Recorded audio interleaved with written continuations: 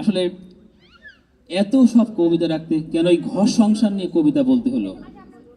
আমরা শুনবো আজকে আসলে এই ঘর সংসারে কি এত সমস্যা, তার আবৃত্তির মধ্যে আমরা শুনতে চাই। কি আর বলবো, মানে মনের দুঃখ আজকে প্রকাশ করার জন্য বাইরে বলতে নেই ঘরের বিষয়ে, তারপরেও আপনাদের মাঝে আজকে আসছি মনের দুঃখ প্রকাশ করার জন্য।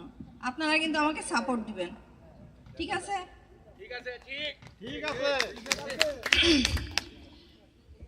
সবার স্বামী বাসায় ফিরে করে ঘরের কাজও, জামা কাপড় ছেড়ে এসে বাসনগুলো মাজো। তবে কেন দাঁড়িয়ে আছো, কোথাও যাবে নাকি?